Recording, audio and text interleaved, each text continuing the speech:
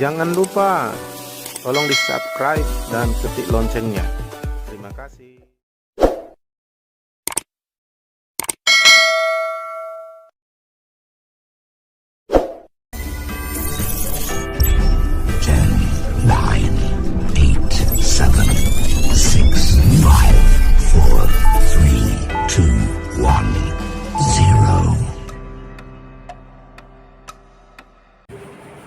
Haleluya. Haleluya. Dan masalah pun dimulai dari pimpinan ini, yang yaitu gembala sidang suami istri dengan para pelayan sintua. Karena kalau jemaat bermasalah itu bisa langsung diselesaikan oleh pemimpin sebenarnya. Pemimpin masalah itu akan mengguncang ke bawah. Itu sebabnya dikatakan bila tidak ada pimpinan jatuhlah satu bangsa. Bangkit dan jatuhnya sebenarnya di dalam kepemimpinan. Jadi saya ke depannya akan berkonsentrasi untuk kita membangun para pemimpin. Karena aku lihat masalahnya di sini ya. Ya, jadi harus pemimpinnya duluan, mulai dari gembala sidang suami istri, lalu para sintua dan pelayan. Kalau udah beres ini, sebenarnya tidak sulit dengan masalah-masalah jemaat kita selesaikan sehingga bertumbuh. Nah, hari ini kita masuk sesi pertama yang seyogianya sebenarnya kita masuk jam 2 siang. Karena saya perhitungkan kalau kita usahakan sebenarnya bisa, dan memang artinya supaya acara-acara kita itu tidak terlalu padat, artinya kita ada mengikutinya dengan istirahat dan sebagainya. Jadi kita juga sudah berpengalaman dalam melaksanakan seminar. Kalau terlalu dipaksa, capek nggak masuk ya. Jadi kita bikin waktunya seperti itu, tapi nggak apa-apa. Oke. Saya mendapat penegasan dari Tuhan bahwa harus dibangun dulu bait Tuhan, rumah Tuhan, ya, itu dulu harus dibangun. Jangan dulu terlalu banyak dipikir, fokus dulu ke rumah Tuhan. Dan itu sudah kami mulai ya secara konsisten dan serius mulai 3 tahun yang lalu. Memang sebelumnya kita sudah bangun, tetapi lebih fokus, lebih konsentrasi, lebih detail. Kami mengejar bagaimana supaya rumah Tuhan terbangun, sehingga kita mengadakan seminar dan sebagainya, dan kita laksanakan sampai hari ini. Dan puji Tuhan ya, sudah mulai nampak hasilnya. Terus bait Tuhan itu artinya rumah Tuhan, sama itu artinya. Sama artinya dengan gereja Tuhan. Atau bait Tuhan ini sama artinya tempat kediaman Tuhan atau rumah Tuhan. Kumpulan orang-orang yang percaya pada Yesus. Ada istilah lain, tubuh Kristus, sama. Hanya digunakan bahasa-bahasa ini untuk kalimat tertentu, menjelaskan tertentu dalam konteks perumpamaan bahwa gereja itu rumah seperti apa. Nah, kita akan belajar tentang rumah Tuhan, karena tema kita dalam seminar ini adalah membangun apa? Membangun rumah Tuhan dengan pola keluarga Allah ya, atau gerejanya dengan pola kerajaan Allah. Jadi ketika kita bicara gereja atau bait Tuhan, itu sama artinya rumah Tuhan, gerejanya, tempat kediaman Tuhan, kumpulan orang-orang percaya yang bersekutu untuk mencapai tujuan Tuhan. Ya. Coba terus lagi. Nah, bait Tuhan bukan gedung, bukan organisasi. Cuma bait Tuhan orang-orang percaya memiliki gedung. Nah, ini gedung gereja. Dan baik Tuhan atau gereja Tuhan punya organisasi, GBD Pemulihan IRC, atau secara sinode kita sebut Gereja Pentakosta di Indonesia, GBD ya. Jadi kita lah gereja itu. Jadi kalau dibilang ayo kita membangun gereja, ya jangan hanya ini, jangan hanya ini. Ini hanya tempat gereja beribadah. Ini hanya mengorganisir, mengatur orang-orang percaya.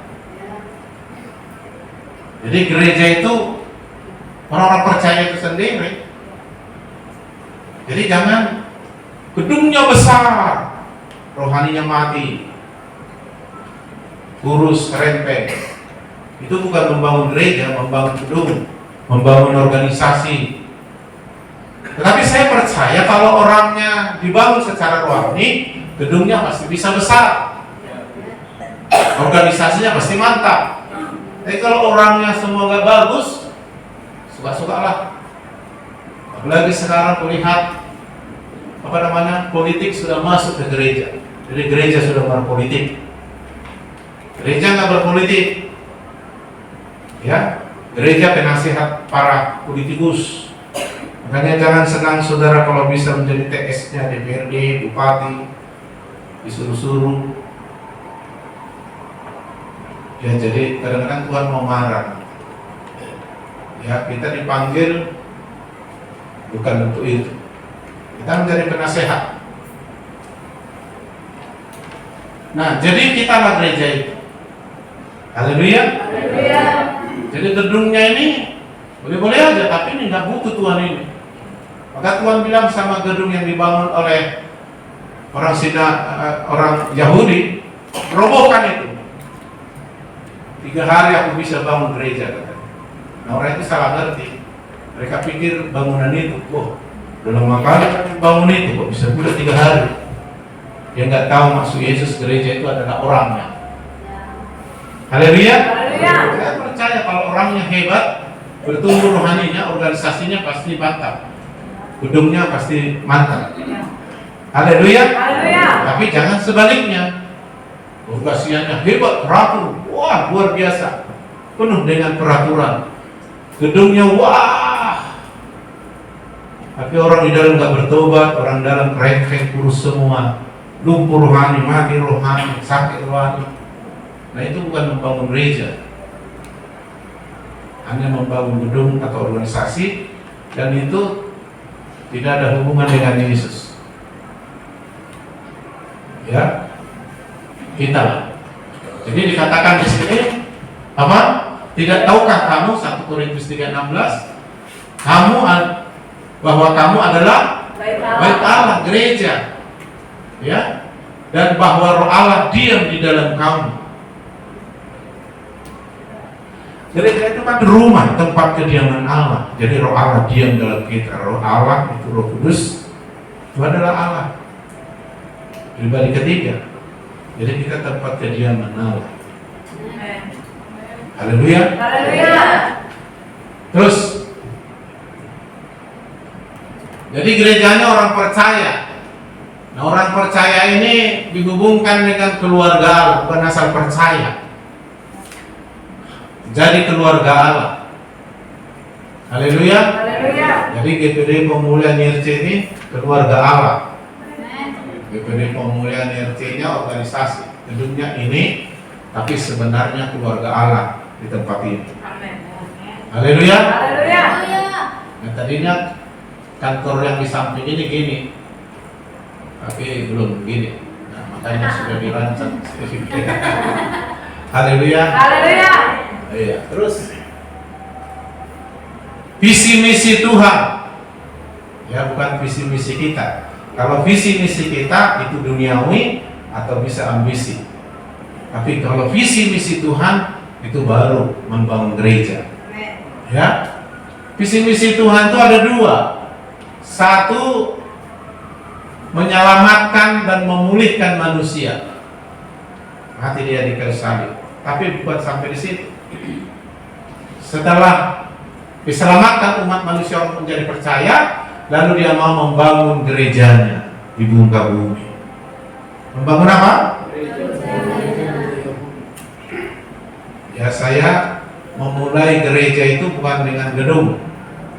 Memulai gereja itu dengan memberitakan Injil, karena visi misi Tuhan adalah supaya banyak orang yang diselamatkan dari Injil, bahkan dipulihkan. Ya, pergilah jadikan semua bangsa murid.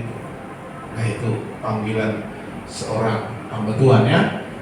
Nah, jadi setelah percaya lalu membangun gereja. Jadi saya memulai dari jiwa-jiwa yang sudah dimenangkan, dibangun mereka, ya, dimuridkan, lalu bertambah, bertumbuh, lalu sewa tempat, lalu bikin ibadah, lalu lama-lama bangun gedung gereja khusus. Nah, seperti ini. Ya, jadi konsep kita membangun gedung bukan gedung, tetapi orang-orang percaya. Karena visi misi Tuhan membangun gereja yang kedua. Jadi salah kalau hamba Tuhan yang lain dibangun, nggak sesuai dengan visi misi Tuhan. Kenapa harus kita disuruh membangun gerejanya? Nah, ini akan kita pelajari beberapa hari ini. Karena nanti akan ada saya ajak orang muda yang sudah terbangun di sini, anak rohani kita di rumah ini, bagaimana mereka telah dibangun supaya mereka membangun orang muda. Karena orang muda adalah kekuatan gereja. Kalau kita nggak menangkan orang muda, kita kehilangan 2 generasi. Ada yang bisa membimbing anak sekolah minggu itu orang muda. Begitu yang tua-tua mati, orang muda ini akan melanjutkan, ya, dan seterusnya. Jadi kalau orang muda nggak terbangun, 2 generasi kita mati. Ya, tinggal organisasi dan gedung mungkinnya, tapi rohani atau gereja yang sesungguhnya nggak terbangun. Maka saya mengajak kita serius dalam hal ini. Jadi nanti akan ada, saya suruh menyampaikan bagaimana mereka membangun orang muda di dalam gereja, karena orang muda ini kekuatan gereja. Ya, terus mereka lah nanti yang menjadi ahli waris ke depan. Dan kalau kita selamatkan orang muda, kita minimal menyelamatkan 2 generasi, orang muda dan sekolah minggu, ya. Nah, kalau enggak, repot, ya. Begitu kita enggak ada lagi, habis sudah itu semua nanti. Nah, itu akan kita bahas. Lalu sisi kepemimpinan, karena pemimpin itu terdiri dari gembala sidang, suami istri, dengan para sintua atau pelayannya. Itu yang nanti akan kita soroti. Terus kerinduan Tuhan Yesus setelah menyelamatkan banyak orang. Yesus pernah berkata, ya, serigala mempunyai biang, maksudnya tempat tinggal serigala namanya biang, dan burung mempunyai sarang tempatnya. Tetapi anak manusia, yaitu Yesus sendiri, tidak mempunyai tempat untuk meletakkan kepalanya.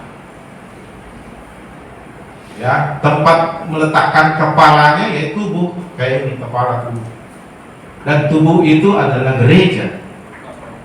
Maka Tuhan mau supaya kita bangun tempat bagi Dia, rumah bagi Dia.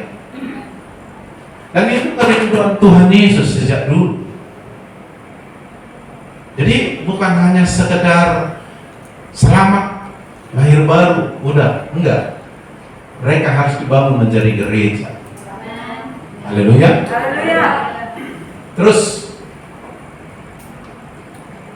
dan Tuhan memulai dan menggenapkan rencananya melalui keluarganya atau gereja. Gereja itu juga keluarga Allah. Ketika kita bicara rumah, isinya adalah keluarga. Ya kan? Beda rumah dengan hotel. Kalau hotel hanya tempat menginap, tapi kalau rumah itu tempat keluarga. Jadi ketika Tuhan bilang supaya ada tempat bagi Dia, dan kita yang menjawab, kita lah yang harus memberikan diri supaya dibangun menjadi gerejanya. Dan inilah visi misi Tuhan yang kedua. Dan Tuhan akan memulai dari gerejanya, dari keluarganya, dari rumahnya. Tuhan memulai dari sini, bukan dari mana-mana. Jadi dulu Tuhan punya kerinduan mulai dari perjanjian lama sampai pada Yesus datang ke dunia untuk menyelamatkan, tetapi Dia ingin ada rumah gereja. Terus Tuhan memulai dari keluarga. Dari mana? Dari keluarga. Nah, misalnya kita lihat di perjanjian lama, dimulai dari keluarga Adam.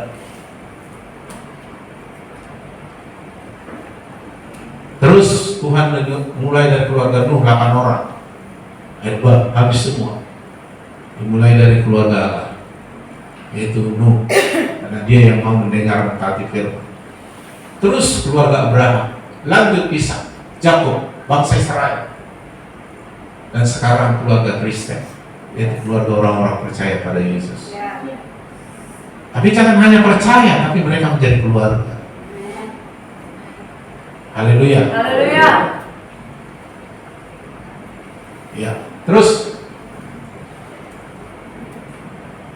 nah, kita lihat keluarga Adam. Ya, setelah langit, bumi, dan segala isinya diciptakan, lalu dimulai dari keluarga. Ciptakan suami istri, lalu Tuhan berfirman, apa katanya? Allah memberkati mereka, Adam dan Hawa. Lalu Allah berfirman kepada mereka, beranak cuculah, bertambah banyaklah, penuhi dan bumi dan taklukkanlah itu, berkuasa atas ikan-ikan di laut, Dan burung-burung burung-burung di udara, dan atas segala binatang yang merayap di bumi. Artinya Tuhan memberikan semua ciptaan ini kepada manusia dan dikelola. Haleluya. Haleluya. Tapi keluarga Adam dan Hawa jatuh, nggak berhasil. Tapi Tuhan terus, ya, tadinya Allah dan Adam dan Hawa itu ya kayak ayah dan anak. Maka Adam ini kalau kita lihat silsilah, dia disebut anak Allah. Terus, nah setelah itu keluarga Nuh disisakan 8 orang. Tetapi dengan engkau aku akan mengadakan perjanjianku, dan engkau akan masuk ke dalam bahtera itu, engkau bersama-sama dengan anak-anakmu dan istrimu dan istri anak-anakmu. Dia mau melalui keluarga Nuh Allah memulai lagi rencananya. Iya, karena keluarganya mendengar dan mau mentaati firman. Yang lain itu nggak peduli dengan Tuhan lagi. Karena Tuhan butuh tempat di muka bumi ini, yaitu keluarga. Itulah gereja. Tapi dimulai dari keluarga. Terus kan, sekarang keluarga Kristen. Maka dikatakan Efesus pasal 2 ayat 19, demikianlah kamu bukan lagi orang asing dan pendatang, melainkan kawan sewarga dari orang-orang kudus dan anggota-anggota keluarga Allah. Haleluya. Haleluya. Jadi gereja itu adalah keluarga Allah, keluarga rohani. Ya, kalau keluarga jasmani mulai dari Adam dan Hawa jatuh dalam dosa, tetap ada keluarga jasmani. Tapi Tuhan mau mereka menjadi keluarga Allah, sehingga Tuhan terus bekerja. Sekarang melalui keluarga Kristen, yaitu orang-orang yang sudah percaya menerima Yesus, dilahirkan kembali, dipersatukan, dan mereka menjadi keluarga Allah. Lanjut. Nah, perjanjian lama Tuhan menyuruh Musa membangun tempat baginya, bait Allah, namanya tabernakel. Ada ruang halaman, lalu ada kemah dibagi dua, ada ruang suci, maha suci, dan Tuhan hadir di ruang maha suci. Haleluya. Haleluya. Nah, Tuhan ada di sana 24 jam. Dan orang Israel harus datang menghadap dia, menguduskan diri dan masuk ke ruang maha suci untuk bertemu Tuhan dan menerima firman dan jawaban dari Tuhan. Jadi perjanjian lama zaman Musa, Tuhan bilang, bangun bagiku tempat, aku mau tinggal di tengah-tengah umatku. Lalu dibangunlah tempat. Tapi ini bayangan, ya, yang Tuhan mau hari ini adalah gereja yang sesungguhnya. Terus, nah dalam zaman Daud diberi Tuhan hati, misi Tuhan untuk bangunkan bait, tapi Tuhan tidak izinkan dia. Tetapi anaknya Salomo, bait Salomo tahun 966 sebelum Masehi, Raja Salomo membangun bait suci, bangunnya, ya, tempatnya Tuhan. Itu gambaran. Jadi sejak dulu Tuhan mau ada di tengah-tengah kita, bahkan menjadi tempat tinggalnya, yaitu bait Allah, rumahnya. Kerinduan Tuhan mulai dulu. Terus bahkan Tuhan pernah bilang kepada bangsa Israel dalam Hagai 1 ayat 4 dan 5, apakah sudah tiba waktunya bagi kamu untuk mendiami rumah-rumahmu yang dipapani dengan baik, sedang rumah ini, maksudnya bait Allah, tetap menjadi reruntuhan? Oleh sebab itu beginilah firman Tuhan semesta alam, perhatikanlah keadaan, kalau dilihat keadaannya nggak bagus. Jadi kalau rumah Tuhan tidak dibangun, bait Allah tidak dibangun, gereja tidak dibangun, keadaan kita nggak bagus. Karena Tuhanlah sumber, bukan dunia ini sumber.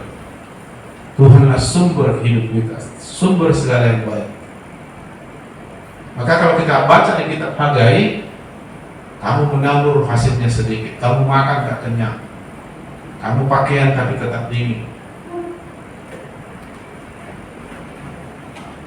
Ya banyak orang hanya fokus membangun hal jasmani, rumah-rumah jasmani ini.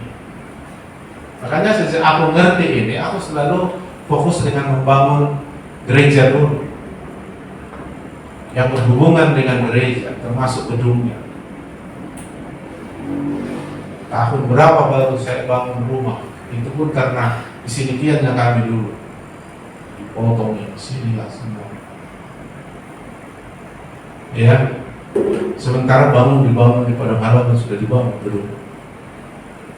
Nah, itu semacam pernyataan saya tidak mau dimarah Tuhan gara-gara sibuk membangun rumah pani dengan baik rumahnya sendiri secara jasmani. Saya mau fokus rumah Tuhan dan yang berhubungan dengan Tuhan, yaitu rumahnya itu orang-orang percaya dengan tempat ibadah. Bangun. Jadi karena nggak muat lagi harus dibesarin, lalu saya harus bangun rumah itu.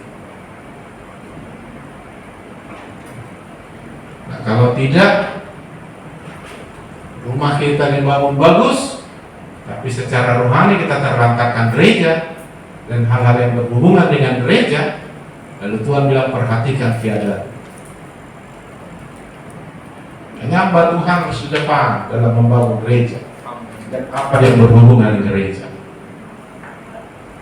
Haleluya. Haleluya. Makanya kadang-kadang ya pendetanya lebih diberkati dari jemaat karena penderanya yang terus, akhirnya terjadi kesenjangan karena jemaatnya berpikir-pikir dia. Tapi nggak apa-apa, karena kita mempersembahkan hidup kita, amin. Amin. Dan apa yang kita tabur akan Tuhan. Jadi kalau ada orang pelit kali sama Tuhan, nggak peduli dengan rumah Tuhan, baik secara rohani maupun secara fisik, nah kita bilang perhatikan keadaan. Maaf, banyak keluarga-keluarga hamba Tuhan jadi karena marah sama Tuhan kan, karena mereka tidak mencari dahulu kerajaan Allah, tidak membangun gereja, karena mereka nggak tahu visi misi Tuhan. Visi misi Tuhan adalah menyelamatkan manusia, makanya kita harus memberitakan Injil dan membangun gereja. Makanya itu yang duluan. Dan kalau kita baca di ke bawah, setelah dibangun katanya, lihat keadaanmu. Nah, itu sebabnya kita harus konsentrasi. Tuhan gak pernah berutang sama kita. Apa yang kita tahu akan kita tuai. Amin. Haleluya. Haleluya. Jadi saya selalu bilang sama jemaat, saya di depan dalam berkorban dalam ini, walaupun nggak mesti diekspos, tapi tetap ada administrasi. Jadi saya bilang saya nggak makin miskin. Ya. Karena Tuhan tidak pernah berbohong dengan janji. Amin. Jangan sesat. Allah tidak membiarkan dirinya dipermainkan. Apa yang ditabur orang Itu yang akan dituainya. Asal kita menabur untuk Tuhan. Amin. Amin. Terus gereja yang dibangun Yesus seperti ini kalau Yesus membangun. Kalau kita membangun suka-suka kita, ya kan? Kita ini kan hamba. Jadi hamba itu hanya mentaati apa yang diperintahkan Tuhannya. Prestasi kesuksesan seorang hamba adalah taat. Jadi kalau belum taat, belum ada keberhasilan kita. Taat. Nah, untuk taat memang kita harus belajar sama Tuhan. Maka butuh hati lemah lembut, butuh kerendahan hati. Ya, jadi rendah hati dan lemah lembut membuat kita bisa taat. Ya, kalau nggak rendah hati lemah lembut, nggak bisa taat. Ya, jadi kita harus belajar seperti kata Yesus, belajarlah kepadaku karena aku lemah lembut dan rendah dan jiwa mendapat ketenangan. Matius 16 ayat 18, inilah gereja yang dibangun Tuhan. Kita harus mencapai ini. Makanya gereja gak usah pakai politik-politik. Rebut ketua wilayah, apa? Kampanye, rebut ketua apa? Ya kan? Mau bangun apa? Bangun dirinya sendiri, ya nanti dijagain, lihat keadaan. Tapi ini yang mau Tuhan bangun, dan kita lah hamba-hamba yang disuruh melaksanakan. Amin. Tuhan bilang kepada Musa, Musa bangunkan bait Allah bagiku. Beginilah ukurannya, beginilah ruangannya, ruang halaman, ruang suci, maha suci, beginilah bahan-bahannya. Kumpullah para ahli, kerjakan, inilah gambarnya, inilah polanya, bangunlah. Lalu dibangun.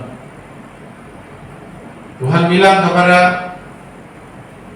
si Nuh, aku akan menyelamatkan keluargamu dan orang-orang di dalam perahu bahtera. Bangunlah seperti ini, 3 tingkat ukurannya begini-begini, bangunlah.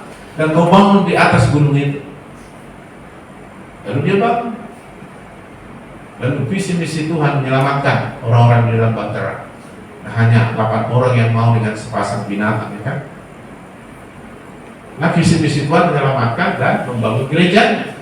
Nah, gereja yang mau dibangun Tuhan, dan aku pun, kata Yesus, berkata kepadamu, engkau adalah Petrus. Sebelumnya ini Simon namanya. Simon itu bulu yang gombang-ambing, kemana angin ke situ dia. Petrus ini berasal dari kata dasar bahasa Yunani Petra. Petra itu artinya batu karang. Batu karang itu batu yang makin lama makin keras, makin ditekan makin bagus, makin dihempas makin hebat. Itu ada di tepi laut yang terus dihantam ombak, atau di dasar laut yang terus mendapat tekanan. Nah, seperti itulah Tuhan membangun gerejanya, kuat melalui orang-orang percaya. Engkau adalah Petrus. Setelah ditanya oleh Tuhan kepada murid-murid, menurut kamu siapa aku ini? Nah, Petrus menjawab, engkau Mesias, anak Allah yang hidup. Berbahagialah kau Petrus, bukan manusia yang memberitahu, tapi Bapa di surga. Dia mendapat pewahyuan pengertian yang benar dalam hidupnya bahwa Yesus itu bukan sekedar pemimpin agama, tapi adalah Tuhan dan penyelamat. Amin. Amin. Sehingga pengenalan itu membuat dia kuat dan berubah menjadi Petrus, bukan Simon. Ya, kalau kita baca sering dia dibaca Simon, tapi sini dia hanya disebut Petrus. Dan di atas batu karang ini, di atas iman orang yang mengerti, mengenal Yesus, yang dibangun Yesus orangnya, dan di atas itulah Tuhan bangun gerejanya. Aku akan mendirikan jemaatku dan alam maut tidak akan menguasainya.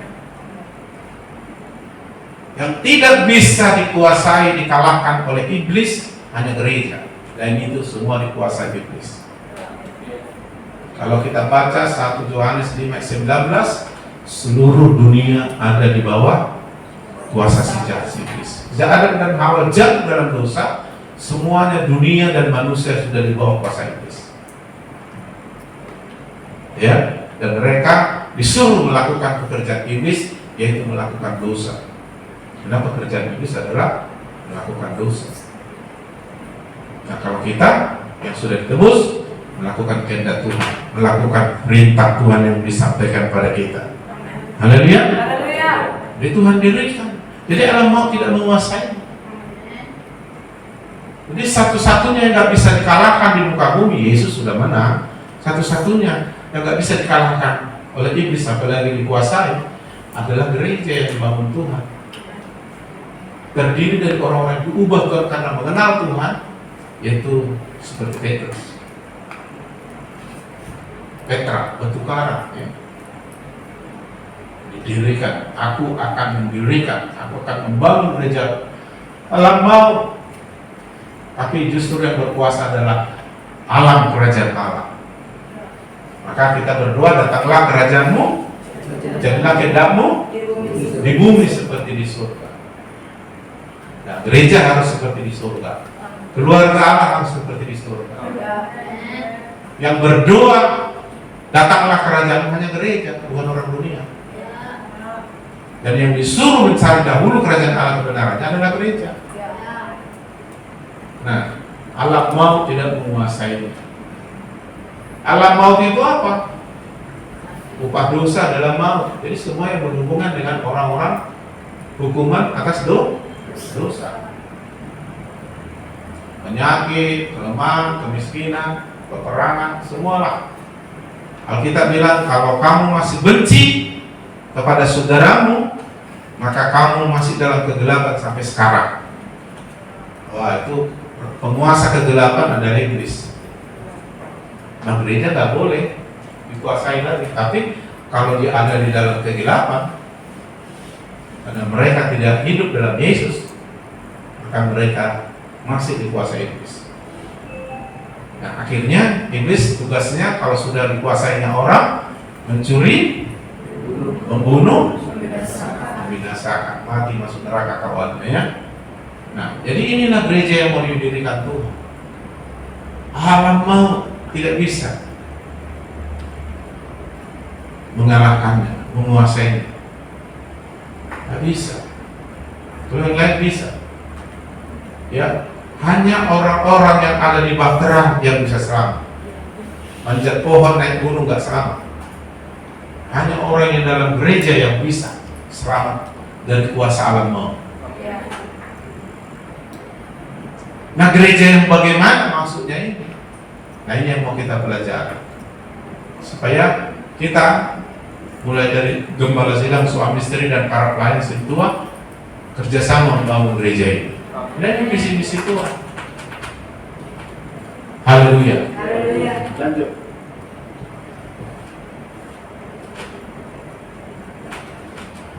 Terus habis.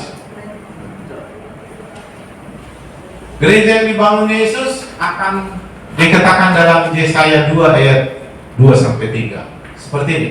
Akan terjadi pada hari-hari yang terakhir. Ini yang dibangun Tuhan, gereja ini.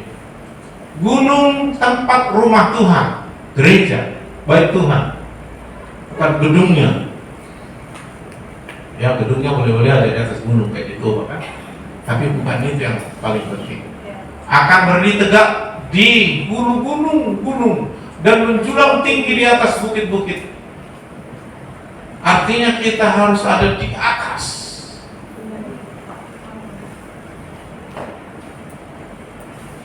Seperti lampu selalu ditaruh di atas. Demikian gereja harus dibangun di atas gunung. Kata gunung ini sistem pemerintahan atau apalah kuasa di dunia ini. Kita harus di atas.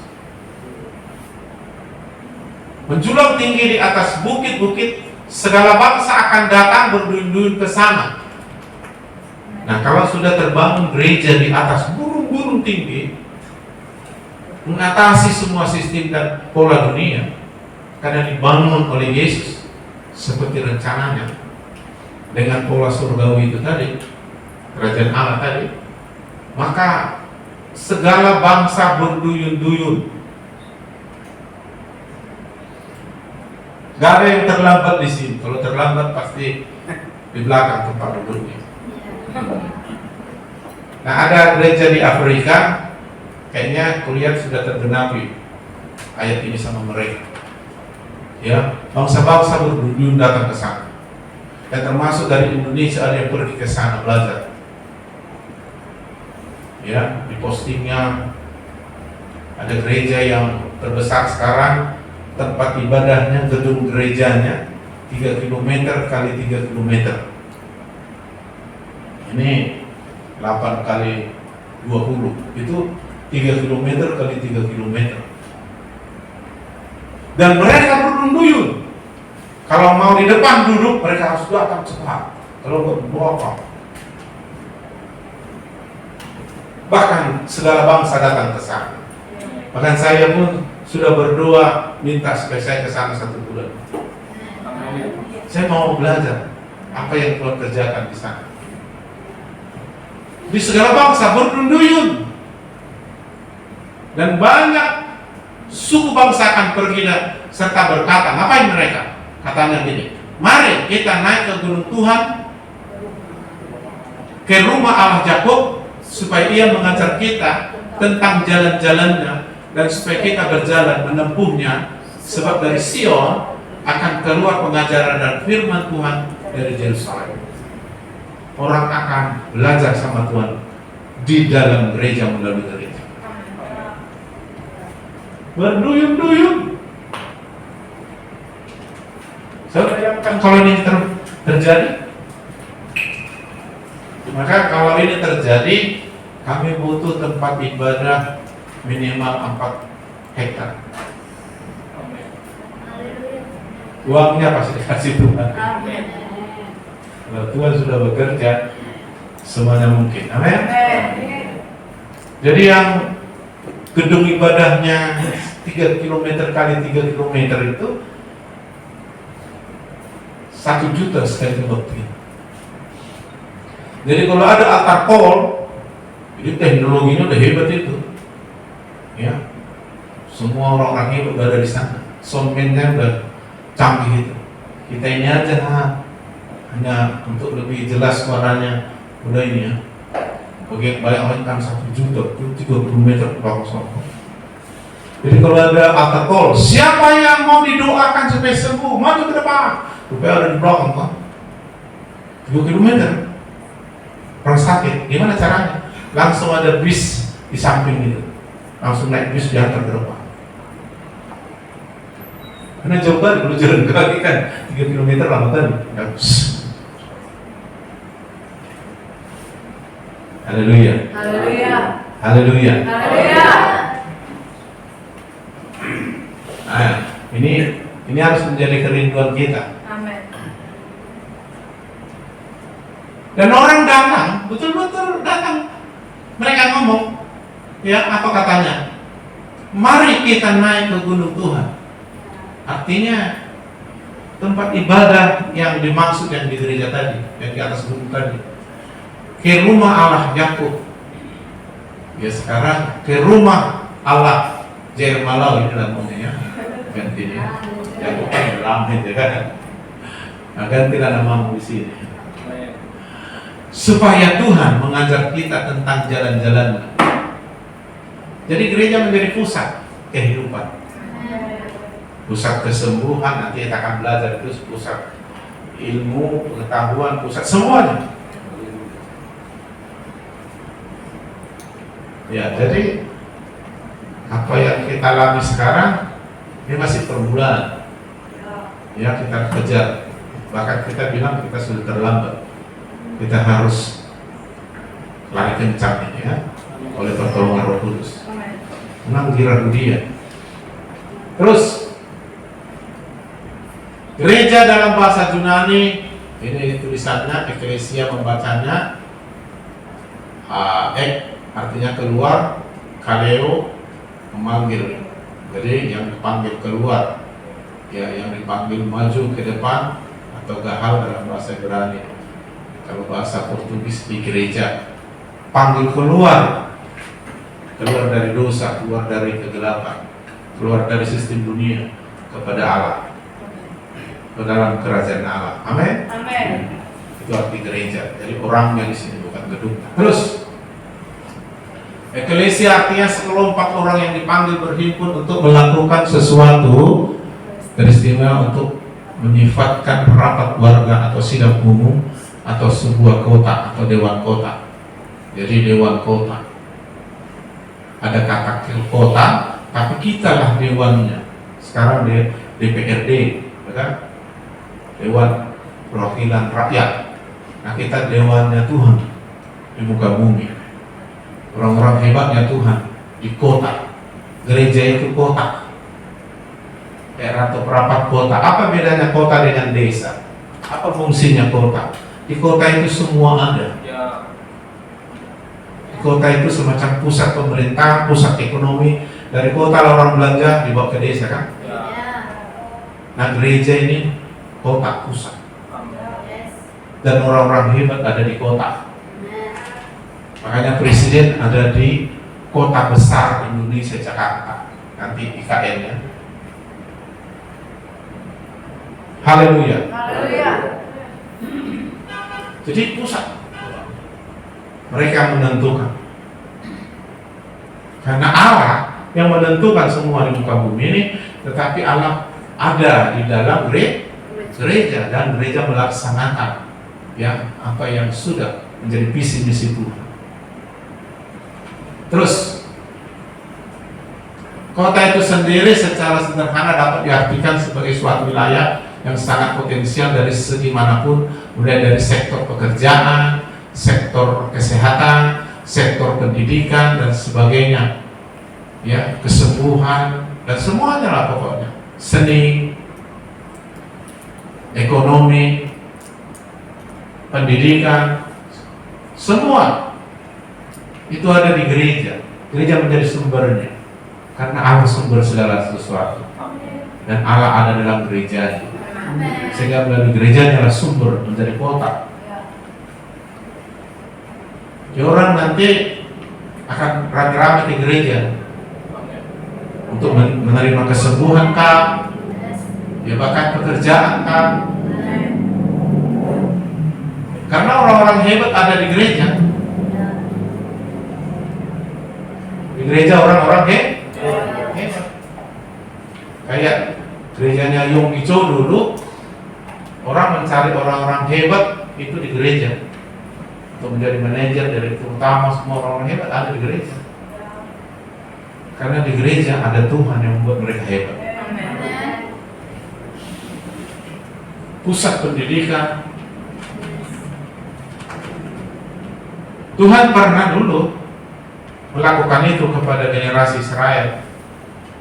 Karena Tuhan sudah janji memberkati Abraham dan keturunan. Nah, kalau berkat Tuhan itu minimal 4 generasi. Makanya orang Israel kena, bangsa Israel 12 suku ini atau 12 orang anaknya si Yakub kena berkat yang dijanjikan Tuhan kepada Abraham itu kena. Maka mereka keluarga ini seperti gereja ini. Siapakah yang orangnya paling hebat dalam dunia kerja? Israel. Siapa yang paling pintar di dunia? Israel. Rumus Pythagoras, Einstein, Thomas Alva Edison, ini semua itu kan. Siapa yang membuat Facebook, Google, Twitter, semua orang Israel. Ya, YouTube Israel semua. Nah, kenapa? Sempat dulu diberkati itu anak Abraham, jadi 4 generasi bangsa Israel kan. Ya, jadi mereka menguasai di semua bidang. Ya, Tuhan mau bukan hanya Israel, tapi Israel rohani, yaitu keturunan Yesus. Amin. Amin. Gereja yang dibangunnya.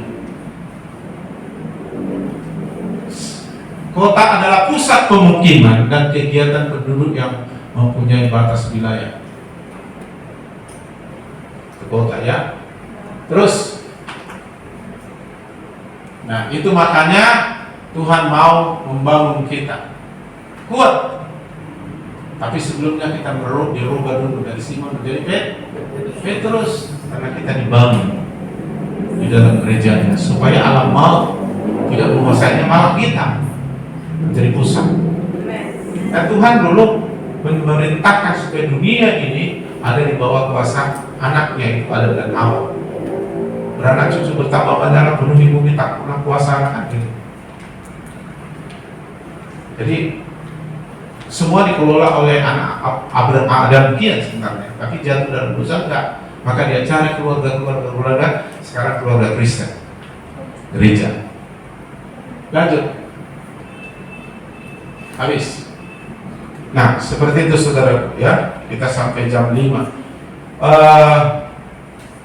Walaupun saya sampaikan ini dengan singkat, tetapi sebenarnya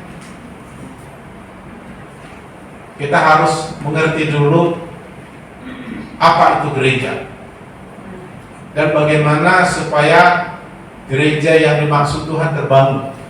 Nah, semua desainnya, polanya dari Tuhan. Dan inilah tugas para pendeta mendapatkan visi ini. Musa mendapatkan gambar bagaimana membangun tempat kediamannya Tuhan di muka bumi di tengah bangsa Israel, yaitu tabernakel. Salomo juga dapat itu, visi misi Tuhan. Nah, kita juga gembala dapat visi misi Tuhan. Ya, 3 tahun yang lalu Tuhan tegaskan, ini yang harus dibangun, jangan asal-asalan.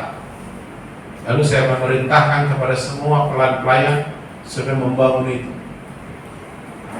Ketika saya katakan kita membangun dinding, tidak boleh membangun seng.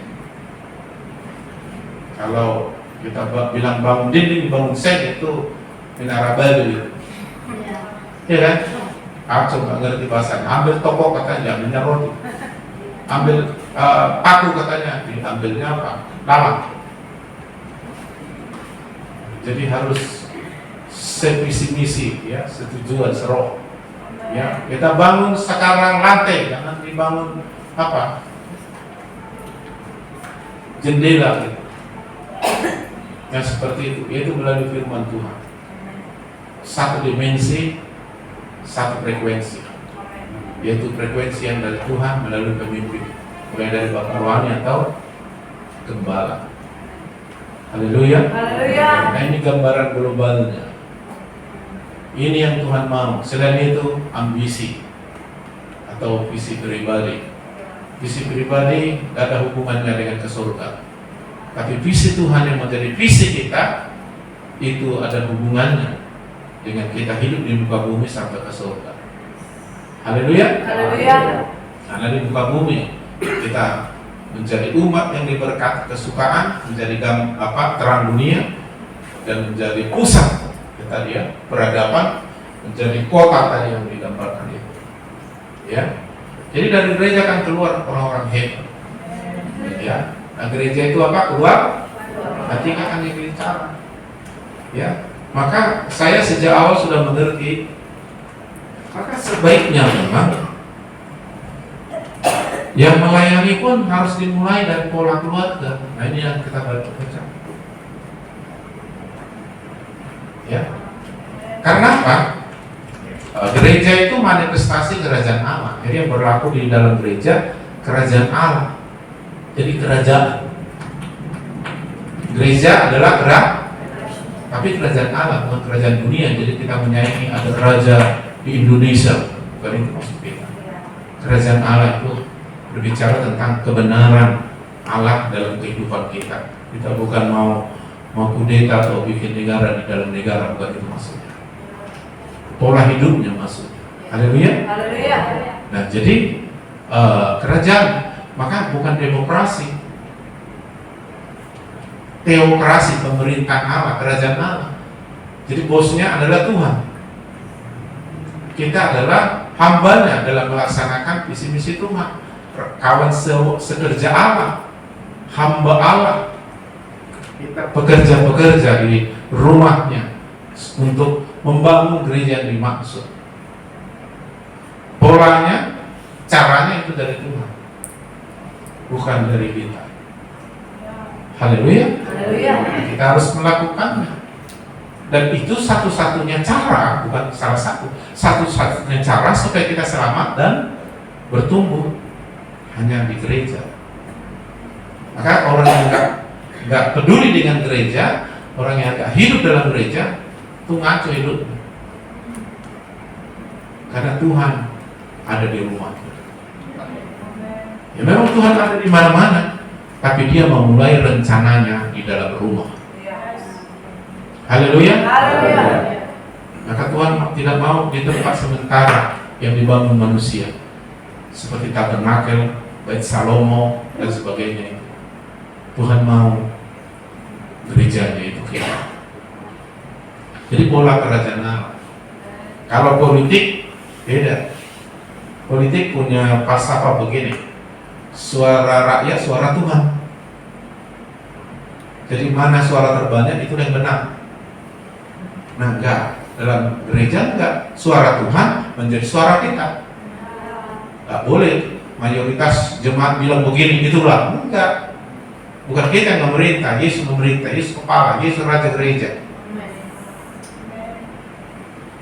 Dan yang melaksanakan perintah ini dipimpin oleh Bapak Rohani, Gembala Sidang kalau istilah organisasi.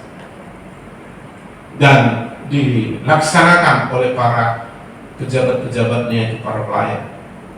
Semua di gereja harus melakukan itu. Lalu terbangunlah gereja yang dimaksud. Allah mau tidak bisa menguasai. Malah jadi gereja terbangun di atas segalanya, di atas gunung-gunung, menjadi pusat peradaban. Dan dari sanalah orang mendapat segala sesuatu dari Allah.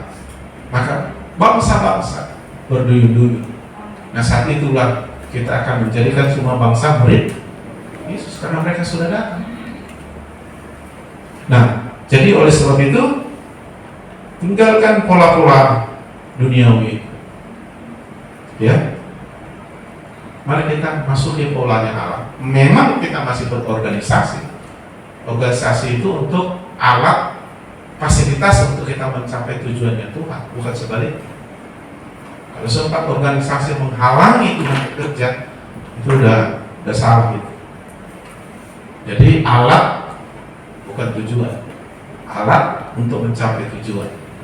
Kalau organisasi fleksibilitas sesuai dengan apa yang Tuhan butuh. Haleluya. Haleluya. Demikian juga gedung. Gedung sesuai dengan apa yang dibutuhkan oleh jemaat. Tetapi gereja harus melakukan apa yang menjadi perintah Tuhan, apa yang menjadi keinginan Tuhan. Dan yang depan melakukan ini adalah Gembala Sidang dengan istri dan didukung oleh para pelayan. Jemaat ikut sehingga terbangunlah bahtera seperti bahtera Nuh, selamatlah semua, bertumbuhlah semua. Atau di dalam gereja, alam maut tidak bisa menguasai orang itu lagi. Selamat di bumi sampai ke surga. Haleluya. Haleluya. Berkati di muka bumi, mendapat upah besar di surga. Karena polanya begitu. Itu sebabnya beda ADRT kita dibuat oleh para pendiri dengan ADRT gereja yang lain. Ya, di ADRT kita memang dibilang begini, bahwa Gembala Sidang itu adalah sebenarnya identik dengan Bapak Rohani. Lalu ada anak-anaknya lahir baik di rumah tangganya maupun di dalam pelayanannya, ada anak rohani. Lalu makanya di dalam ADRT ditangkap oleh para senior yang membuat ADRT GPDI, maka kalau seorang bapak rohani itu diwariskan kepada anak rohaninya, anak dalam rumah. Daud raja, ahli warisnya Salomo dan seterusnya. Iya, itu sebabnya mereka harus dibangun di rumah. Maka bagus sekali seperti apa kata si Joshua, aku dan seisi rumahku kami akan beribadah kepada Allah. Dimulai dari keluarga. Karena gereja dimulai dari keluarga. Gereja itu terdiri dari keluarga-keluarga. Dan gereja itu sendiri keluarga, ada bapak, ada ibu, ada anak-anak, abang adik, dilahirkan dan dibesarkan, dan mereka semua mensukseskan keluarga itu. Jadi gereja itu bukan sekedar tempat hanya berorganisasi, bukan. Gak cocok aku, pindah ke sana. Nah itu nanti akan kita bahas. Nah sekarang orang begitu, sedikit dimarahi, pindah. Ya gak cocok dengan kepala, bikin gereja baru. Apa? Nah itu kulihat secara rohani, baru kebodohan yang luar biasa, ini ketawa. Makanya alam maut menguasai, ya kan? Harusnya Tuhan mulai bertindak melalui gereja, sehingga dikatakan bahwa kita melakukan pekerjaan Yesus bahkan lebih besar dari, karena Dia sudah menyediakan tempat bagi kita, dan kita yang disuruh sekarang melaksanakan tugas di muka bumi. Dan itu gereja. Tapi gereja yang bagaimana? Yang dibangunnya. Makanya aku punya YouTube, ini gereja baru, ini baru gereja, itu beda. Manusia dengan ambisi membangun gereja baru, tapi Tuhan membangun ini baru gereja. Nah ini yang kita pelajari kira-kira apa? Gereja baru atau ini baru gereja? Ini baru gereja. Nah cocokkan dulu, kira-kira kita bangun di gereja kita, ini baru gereja atau gereja baru? Ya kalau enggak, dicocokkan. Kalau enggak, semua yang dibangun manusia akan hancur, akan goncang. Tapi semua yang dibangun Tuhan akan kekal. Itulah orang mendengar firman dan melakukannya, seumpama membangun rumah di atas batu akan banjir, topan, hujan lebat. Masalah maksudnya itu gak apa-apa, karena di atas batu bata. Tapi orang bodoh membangun rumah di atas pasir. Itulah orang mendengar firman tapi tidak melakukan. Yang dilakukan apa? Ya suka-sukanya, ya kan? Karena uang lah, karena jabatan lah, karena hobi lah. Enggak. Kalau enggak dapat visi dari Tuhan, umatku binasa. Dan visi Tuhan membuat kita sampai pada tujuan Tuhan. Visi misi Tuhan tadi dua apa? Satu, menyelamatkan. Yang kedua, kalau Musa membangun tempat ibadah, disuruh Tuhan tempat kehadiran Tuhan, sehingga bangsa Israel terlindungi, terberkati. Begitu tabut Tuhan itu gak ada, hancur orang Israel, diperbudak. Lalu sadar si Daud bawa kembali tabut itu, bikin di kemah, mau dia bangun tempat, rupanya anaknya si Salomo dibangun tempat itu, dibikin tabut itu di bait Salomo. Nah sekarang Tuhan mau bangun kita sendiri yang menjadi baitnya, rumahnya, tempat kehadirannya Tuhan. Haleluya. Dan dia ada di rumahnya. Jadi Tuhan bilang, serigala punya dia, burung punya sarang, tapi Yesus belum punya tempat. Iya. Apakah Yesus sudah punya tempat di Sungai Timah? Tempatnya gereja, bukan gedung. Haleluya. Tapi di tengah-tengah orang percaya yang dibangunnya menjadi tempatnya. Tangka mulana, si Klancan, si Keramat, si Siani.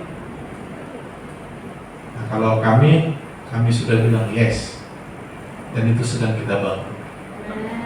Haleluya. Haleluya. Jadi kita fokus laksanakan ini sampai apa yang dimaksud Tuhan. Kalau sudah terbangun, bangsa-bangsa akan datang. Gereja yang macam ini akan dihadiri berduyun-duyun. Nah, gereja yang mati-mati akan kosong nanti. Kalaupun ada gereja yang mati itu ada nanti, maaf, hanya karena tunggu kalau mati ada yang mengubur aja dia. Tapi kalau gereja yang betul-betul atau orang percaya betul-betul lapar haus akan Tuhan, tidak puas dengan tolak sistem gereja tempat mereka akan dihembus oleh kegerakan kebangunan rohani. Akan datang nanti ke gereja yang sedang bergerak seperti apa yang Tuhan maksud. Amin. Akan benar. Bukan hanya dari kota kita, dari bangsa-bangsa. Saya belum terbayang. Waktu pernah saya bikin di YouTube saya itu viral itu ya, tentang gereja itu. Ya, cuma dilarang pihak YouTube karena nggak boleh kita langsung ambil gitu aja. Ya, wah sampai ada bilang mana mungkin 3 km kali 3 km katanya. Mungkin tanahnya yang 3 km, enggak, gedungnya. Nanti boleh saya tunjuk gambarnya saudara, pertapahan yang sebelum dibangun sampai dibangun itu 3 km kali 3 km gedungnya, bukan pertapahannya. Misalnya kita mau bangun gereja, nanti kita beli 4 hektar, tanahnya 4 hektar bangunan, bukan 4 hektar ya kan. Nah ini betul-betul tempat ibadahnya untuk menampung 1 juta sekali kebaktian. Dan itu bukan hanya mereka, bangsa-bangsa datang ke sana. Kenapa? Karena gereja itu sudah terbangun begitu kuat. Mujizat terjadi. Kenapa? Karena Tuhan sudah ada di dalam. Jadi dari rumah sakit nggak bisa diobati lagi, dibawa ambulan, bawa ke gereja, bersih gereja baru disembuhkan. Begitu sekarang nanti. Tapi sebelum itu, pendeta dan para pelayanlah yang harus memulai. Makanya saudara, kita sepakat ini, Tuhan yang membuat ini di hati kita, sehingga dalam rapat kita bikinlah. Lalu tanggal 8 sampai 10 kita ada seminar, lalu kita nanti ada rapat di akhirnya gitu. Nah, saya harap kita betul-betul manfaatkan ini dan doakan supaya kita boleh terus menerima firman. Amin. Amin. Mari kita berdoa.